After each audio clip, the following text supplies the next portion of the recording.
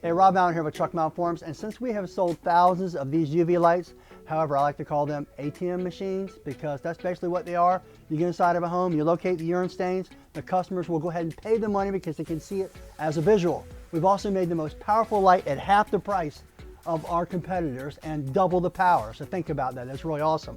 However, since we have sold so many, I know a lot of people, sometimes they don't know what to do with them or how to troubleshoot them if a little problem develops. We even had one person send theirs back because they forgot to take the plastic off of the battery and they said it didn't work. Okay, so we're gonna have a little troubleshooting, a little guide, how to put it together, how to use it, and here it is. So enjoy it. I'm Rob Allen, have a great day.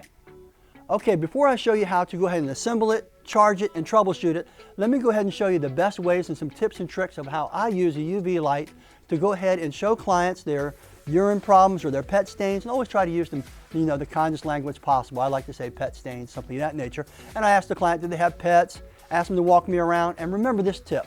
It's better to ask for forgiveness and for permission. So what I'll do is go ahead and make sure I have the UV light on me. I don't ask the client, do you mind if I go out in the truck and get the UV light and show you? No, they usually don't want to see the pet stains. So what I'll do is I'll just have it on me as I start to do the walkthrough.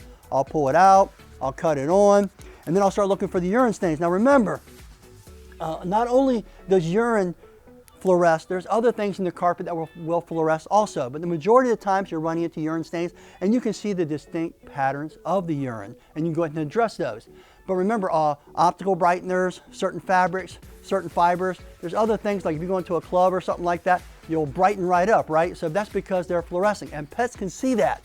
Here's another cool tip. If a client says, well, can I see it afterwards?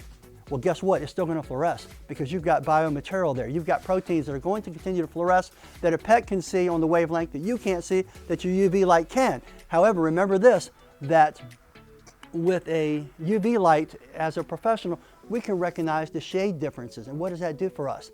It lets us know if it's a fresh urine stain or it's one that's been treated. If it's darker, it's been treated. If it's lighter, it's fresh. So if a client calls you back and says, you know what, I think I still have some pet stains, well, you can tell if they're fresh or not, and you can point that out to the client.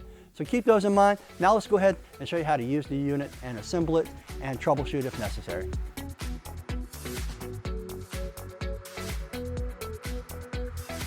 Once your TMF light arrives, review its contents. It has a carrying case with a belt loop, includes the light that fits in it. For quick access, you can fold in the top flap and just use as a pouch. We also have the battery. Make sure you remove the plastic off the battery before inserting it. The battery has a negative flat side and a positive tip.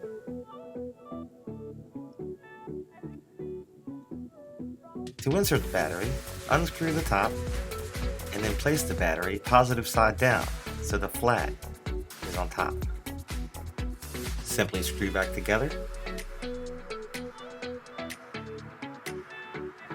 Let's take a look at the charger. When you receive your light, you want to fully charge the battery first. You also want to fully decharge the battery before charging it for its first time. This will set the memory on the battery. To charge the battery, simply plug it in, take the flat negative side against the spring, and just let it charge. The indicator light will let you know what's happening.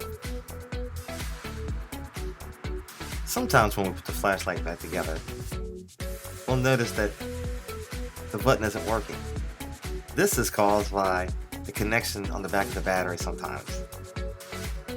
Notice I'm just simply tightening and loosening the battery compartment to fix so. If you would like to try to permanently fix this, these batteries that are shipped overseas have a thin coating on the back of it. Now you can easily scrape some of this coating off for it to be making better contact